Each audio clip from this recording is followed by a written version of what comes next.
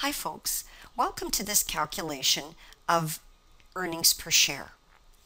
We're calculating in this example our basic earnings per share. And you can see here for this company Duckworth at the end of X5, it has comprehensive income consisting of earnings from continuing operations, discontinued operations earning, and added together we have net earnings of $3,768,000. Note that in this question, because we have no OCI, we won't really be dealing with the comprehensive income section of that account at this time.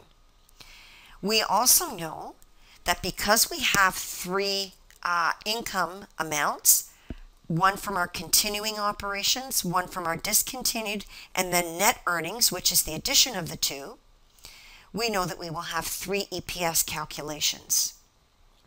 In order to calculate EPS, we need to know something about our preferred share dividends as well as our weighted average common shares. So let's read on and see if we have information regarding those two items. And in fact, we do.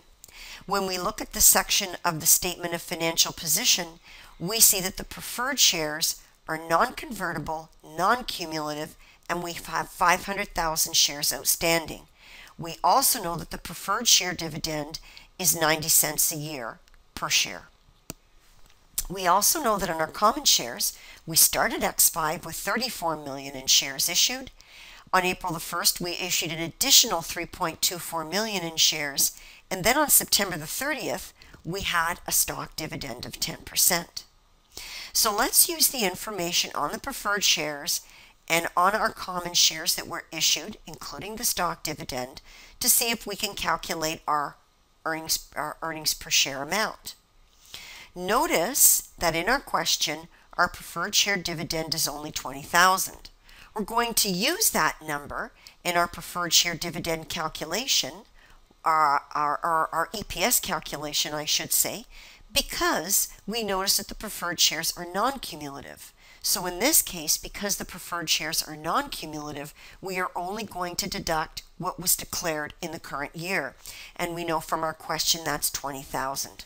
So that's going to be the number that we're going to use in the EPS numerator. Now we have to calculate our weighted average common shares. So let's focus on that.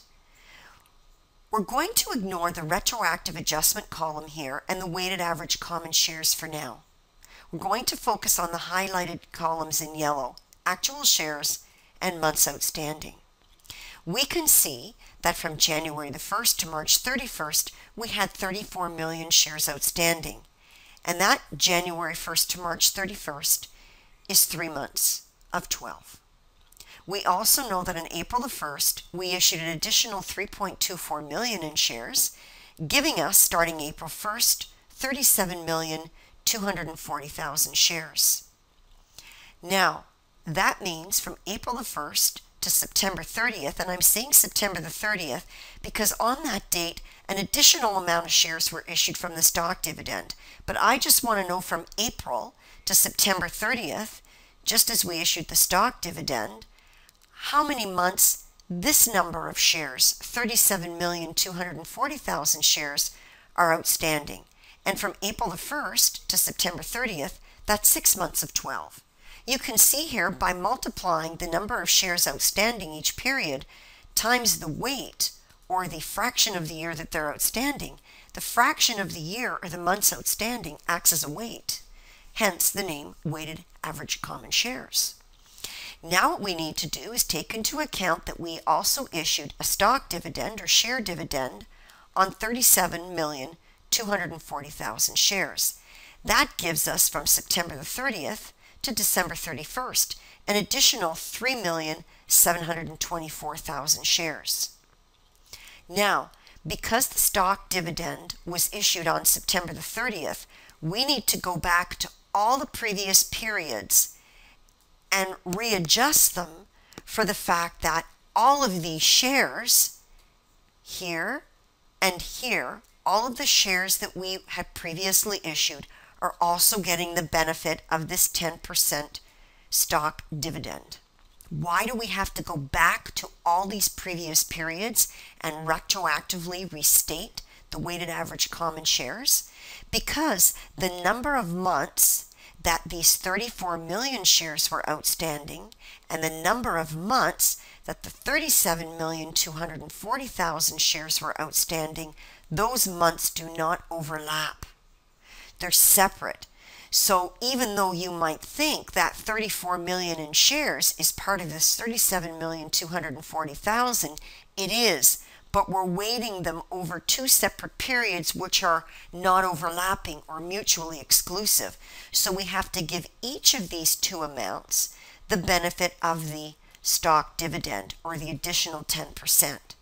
So now we are going to pay attention to this retroactive column and use it to help us calculate our weighted average common shares.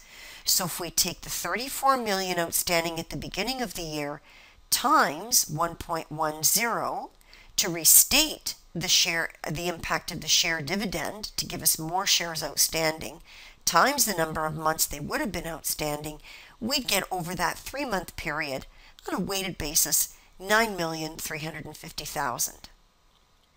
We'd also find that from April the 1st to September the 30th, which is a 6-month period, we'd be multiplying that amount by 1.10 to give these total shares the benefit of the share dividend, but over 6 months, which are the different 6 months than these 3.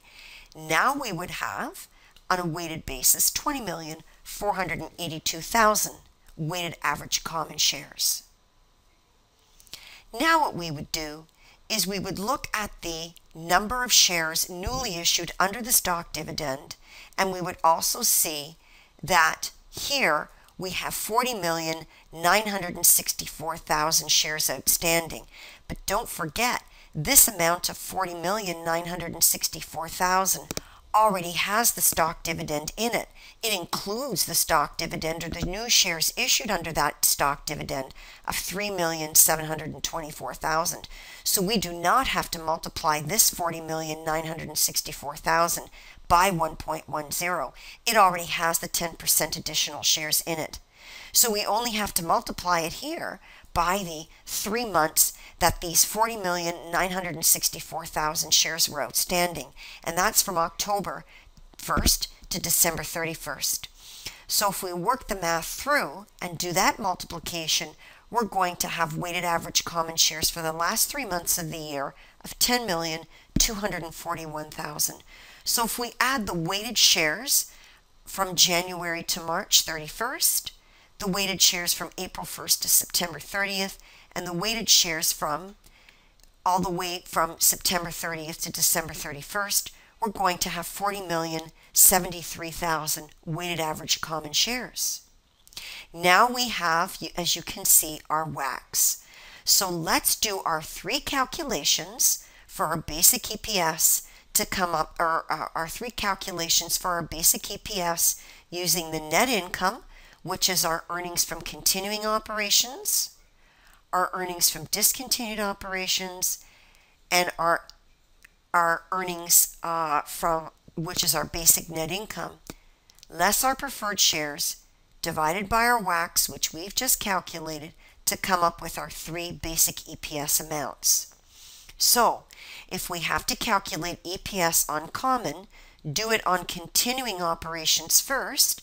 You'll recognize this 3,336,000 as the earnings from our continuing operations, less the preferred share dividend declared, divided by our WACs, and to 2 decimal places we'll get 8 cents a share.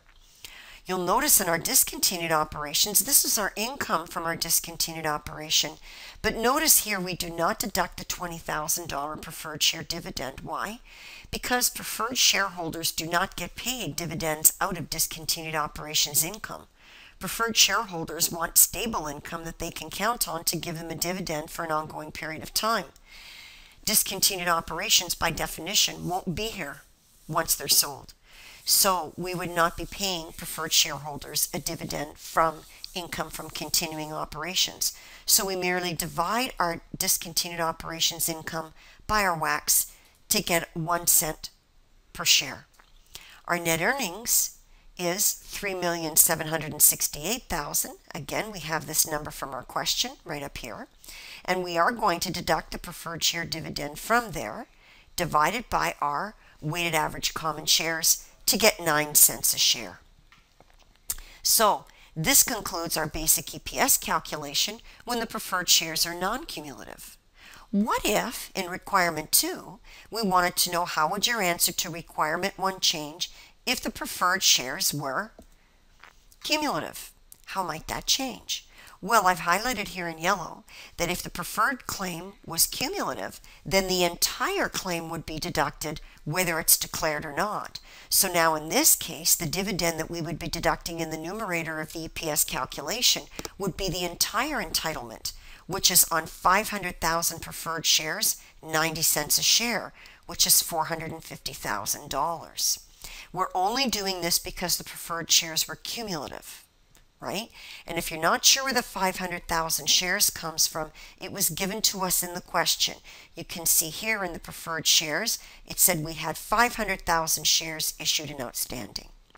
So now, we would take our same income from our continuing operations, but this time we would be deducting a larger preferred share dividend because the preferred shares are cumulative. And that would be our 450,000 divided by WACC, which we calculated in part 1, which now gives us 7 cents a share. Notice there would be no share to our discontinued operations EPS calculation because we would not be deducting any dividends, preferred share dividends, from our earnings from discontinued operations. So that's still going to leave us with the same amount of 1 cent per share on the DO for our EPS. Our net earnings now would still be 3,768,000, but again we would be deducting the full preferred share dividend entitlement given that the preferred shares in this second scenario are cumulative. Divided by our WACC, that would give us 8 cents a share. So this concludes our video on calculating basic EPS. I hope you found it helpful.